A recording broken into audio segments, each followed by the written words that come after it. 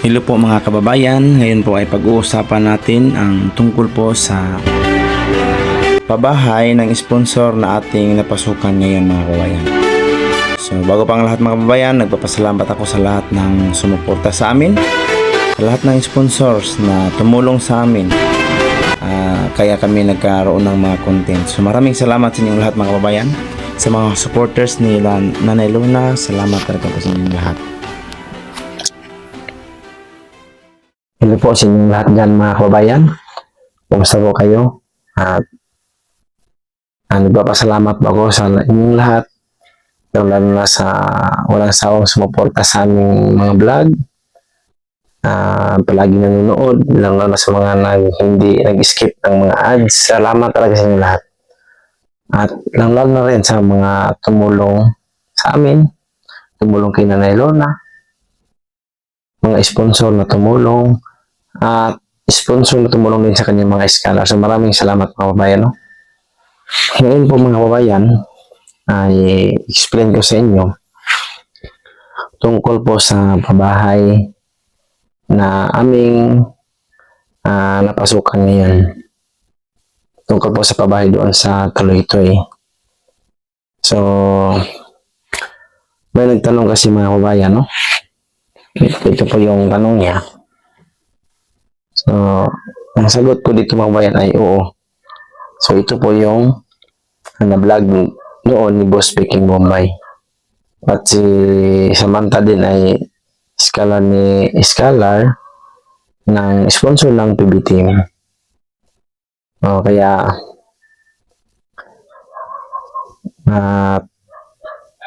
kami nakasali kami mga kababayan kasi si ate, yung sponsor nila ay tumutulong din sa amin. Nag-sponsor din sa amin sa mga package na pinamigay namin. Siya po yung si ate po yung nagbigay ng mga package sa amin na aming naibigay po sa mga katutubo sa Tuloy-Toy, doon kay Nanay Rosita. Siya po yung sponsor ni Nanay Rosita, nagbigay ng mga cash, nagbigay ng mga damit, pagkain. Yun po si ate yung nag-sponsor ng pabahay ngayon. Sa nagsabi po mga kababayan, no, na baka sinulot ko daw doon kay Boss Peking Bombay. So nung una mga kababayan, nagkausap na kami, sabi ng sponsor na magkasama kami ni Peking Bombay na mag-assist doon, magtatrabaho doon sa pabahay na ipapagawa niya para sa kanyang scholar kasi po kawawa yung scholar ni ating mga kababayan, lalo na ngayon na palaging umuulan dito sa amin.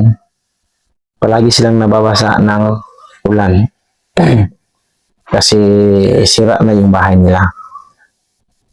Kaya nakapag-desisyon si ate, pinabudgetan niya ng bahay kahit daw hindi kalakihan ng bahay, importante komportable, matibay, at hindi matagas pag umulan at hindi madaling madala ng bagyo.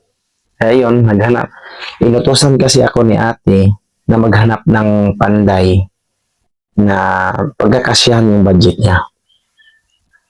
Kaya yun yung pakiusap ko kay panday, kaibigan ko, na mayroong budget, ganito kalaki, kaya ba natin na magawaan ito ng bahay na mayroong 2 kwarto, mayroong lababo, gano'n.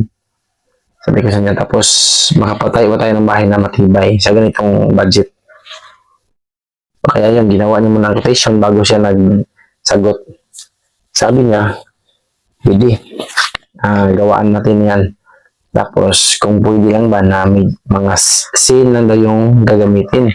Sa dingding scene, gano'n, sa bubong. Sabi ko, baka kaya ang color, baka pwede color yung ibubong natin, baka medyo natibay. Kasi yung mga yero ngayon mga bayan ay hindi na katulad noon na kapal.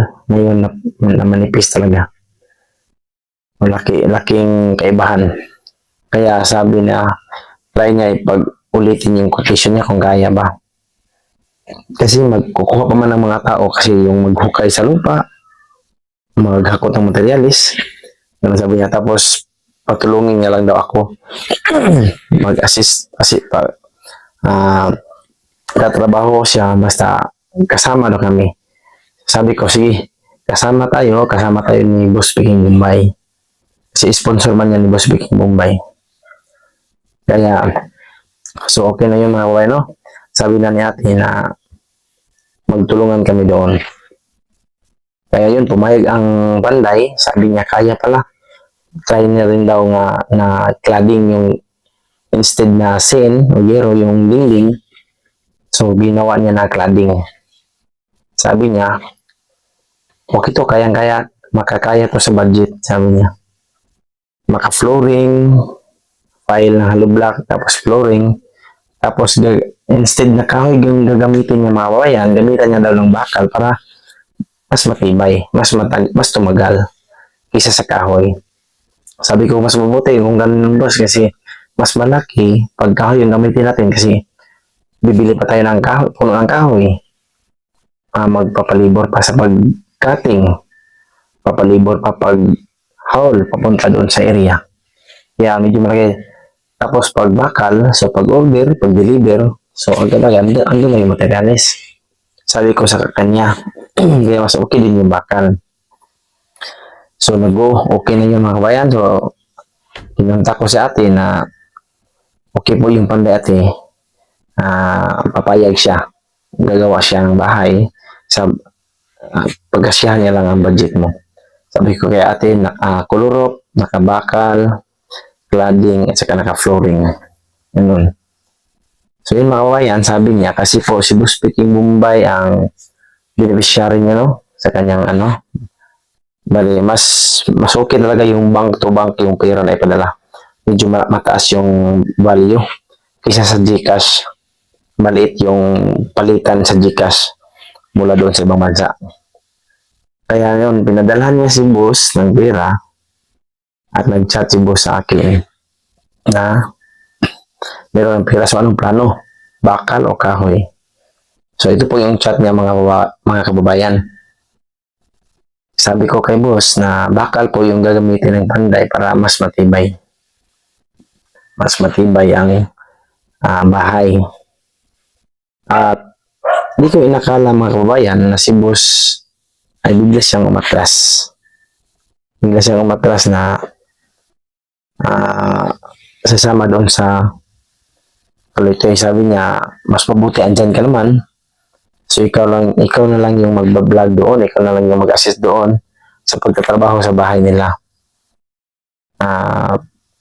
Kasi hindi ko alam mga kababayan, siguro baka marami ding utos kasi marami ding ginagawa si Boss Peking Bombay. So meron ding mga utos galing doon sa kay Sir Paul na tatrabahoin niya. Siguro baka mas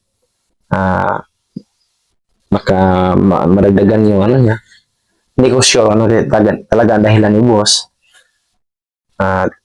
Sabi niya na ako, so tinanggap ko naman. Instead na magkasama kami doon, tinanggap ko yung pakiusap ni boss na ako na lang. Tapos siya na sabihan niya lang yung sponsor na ako lang yung kasama doon sa pagpabahay ng sponsor para sa eskala niya. Siguro baka busy din si boss, marami siyang mga gagawin pa. Kasi marami man siyang ina-assist dito mga kababayan doon sa kanila Madilin, sa mama nila Maylin, yung sa ibang lugar, malayo pa yung pinupuntahan ni boss. Kaya, yun po yung nangyari mga kababayan, kung bakit ako po yung nakikita ninyo doon sa pabahay sa Taloytoy na na-vlog na ni Boss Peking Bombay noon. So, hindi naman sa sinulot ba yun? Sinulot ko doon sa kay boss, kundi decision talaga yun ni Boss Peking Bombay na ako lang yung mag-vlog doon, ako lang yung mag-assist doon. Kaya nagpapasalamat din ako kay Boss Peking Bombay kasi dahil niyan magkakaroon ako ng content. Tapos nagpasalamat din ako sa sponsor na pinagkatiwalaan niya ako kasi sabi niya nga okay lang daw sa kanya kung ganun yung decision ni Boss Peking Bombay. Walang problema sa kanya. Kasi sinabihan ko man sa atin na yung sabi ni Boss sa akin, sabi ni ate na okay lang daw sa kanya. So, kaya yun, tinurn over ni Boss Peking Bombay sa akin yung pang-materialis. Kaya kami yung nakapag-vlog doon, kami yung nagkasama ng Panday doon sa Palitoy. So, hindi naman sa kinuha ko, hindi naman siguro ganun kadali mga kababayan, no? Tungkol sa ganyang sitwasyon, hindi siguro makakahawak ang isang tao sa isang project kung hindi ka pinagkatiwalaan. Kung mismong sponsor ang hindi nagtitiwala sa iyo, siguro hindi ka makahawak. Makikita din naman yan sa video. Sigurado ang sponsor talaga magagalit kung bakit ikaw ang andyan. Iba yung binigyan ko. Siguro ganun talaga mga kababayan. Dahil sa okay talaga yung usapan namin, Boss Peking Bombay, at saka po ng sponsor na nag-utos sa amin na maghanap na kung sino yung tatrabaho na makasya yung budget. Kaya ganun yung nangyari ngayon mga kababayan. Dahil sa kabisihan siguro ni Boss, dahil sa marami silang mga project niya na Sir Paul, kaya binigay niya na lang sa akin na pinagkatiwala din ni Boss sa akin. Na dahil pagbigay ni Boss sa akin ng ganun mga kababayan, meron din siyang mga advice. Ganun. Kaya ginawa ko rin yung mga advice na siguro yan yung gusto talaga ng sponsor. Kasi nalaman ko din yan nung nagsimula na kami doon. Yan po yung sinabi ng sponsor sa akin. Ano yung gusto niya. Ano yung gusto niya. Ano yung gusto niyang gawin ko. Kaya bago nag-turn over si Boss sa akin, nagbigay siya ng advice, gano'n. Kaya hindi ko rin masabi na nagalit si Boss. Ako yung nakapag-vlog doon kasi sabi niya na ako lang, okay lang talaga sa kanya kasi meron din siyang mga gagawin. Kaya ko tinanggap, kaya ngayon kami yung nandoon. Kaya yun lang po mga kababayan, no? Yung explain ko sa inyo. Hindi ko sinulot, hindi ko kinuha kay Boss, hindi naman ganun kadali. Meron din karapatan si Boss na huwag ibigay sa akin kasi siya yung binigyan ng sponsor. Hindi naman siguro si Boss sa isang na walang paninindigan kung gusto niya talaga. So, hindi niya talaga ibigay.